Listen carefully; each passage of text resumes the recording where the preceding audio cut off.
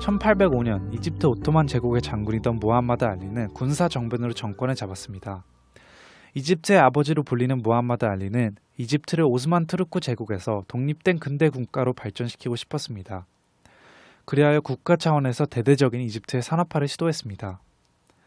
대부분의 토지를 몰수하여 주멜면화의 재배지로 활용합니다. 이집트산 주멜면화는 최고의 품질을 자랑하며 비싼 가격에 팔렸습니다. 무함마드 알리는 이집트산 주멜면화를 외국에 수출하여 막대한 이익을 거머쥐었습니다. 또한 농민에게서 일반 면화와 곡물 등을 싼 가격에 강제 매수하여 비싼 가격으로 수출했습니다. 이렇게 해서 벌어들인 돈은 산업화 자금으로 사용되었습니다. 무함마드 알리는 현대식 면직 공장을 설립하고 영국산 동력 직조기를 수입합니다. 풍부한 면화와 현대식 설비를 갖추어 면직 산업을 크게 발전시키려고 했던 것입니다. 하지만 결과는 대참패였습니다. 영국 못지않게 최신식 설비를 갖춘들 제대로 운용할 사람이 없었기 때문입니다. 무함마드 알리는 거금을 들여 유럽에서 공장 경영자를 데려왔지만 유럽 경영자는 경영 자문을 해주는 역할 정도에 그쳤고 실제 공장 경영은 이집트인과 터키인이 맡았습니다. 최신식 면직 공장을 운영해본 경험도 노하우도 없는 초짜들이 덜컥 공장 경영을 맡았으니 제대로 돌아갈 리 없었습니다. 또한 열심히 일하게 만드는 강력한 동기부여로서 인센티브 제도의 부재도 한몫했습니다. 공장의 고위 경영진은 몸바쳐 열심히 일하기보다 뇌물수수, 횡령 등 부정부패를 일삼으며 회사 재산을 자신의 뒷주머니에 챙기기 바빴고 실질적으로 면직물을 생산하는 일반 직공에게는 월급조차 제대로 지급하지 못했습니다. 당연히 공장에서 일하고 싶어하는 사람은 아무도 없었고 결국 강제 징집하여 노동력을 조달하기에 이르렀습니다. 원하지도 않는데 억지로 오게 된 직공들은 일하는 흉내만 냈고 경영진은 그러든 말든 뒷돈 챙기느라 바빠방간했습니다. 상황이 이렇다 보니 면직 공장의 생산성은 차마 눈뜨고 볼 수 없으리만치 처참한 수준이었습니다.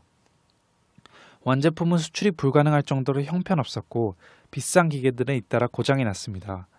기계 유지 보수가 제대로 되지 않아 기계에 모래가 들어간 탓이었습니다. 이처럼 위로부터 강요된 이집트의 산업화는 끝내 막대한 자금만 낭비한 채 철저한 실패로 끝나버렸습니다.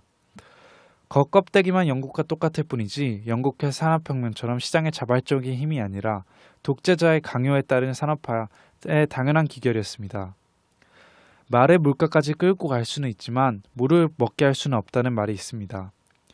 만약 무함마드 알리가 시장경제 원리에 따라 산업화를 주도했다면 어땠을까요? 일하고 싶어하는 이집트 사람들을 면직 공장에 직공으로 채용하고 열심히 일한 만큼 대가를 지불할 뿐만 아니라 인센티브로 근로의욕을 북돋았더라면 말이죠. 어쩌면 눈부신 산업화를 이룩하고 이집트를 세계 선진국의 반열에 올렸을지도 모릅니다. 역사적으로 큰 정부, 작은 시장의 형태가 성공한 경우는 없었습니다. 시장의 자율성이 아니라 정부 주도로 경제 성장을 꾀하는 경우도 마찬가지입니다. 이집트의 강요된 산업화의 실패가 그 좋은 예입니다.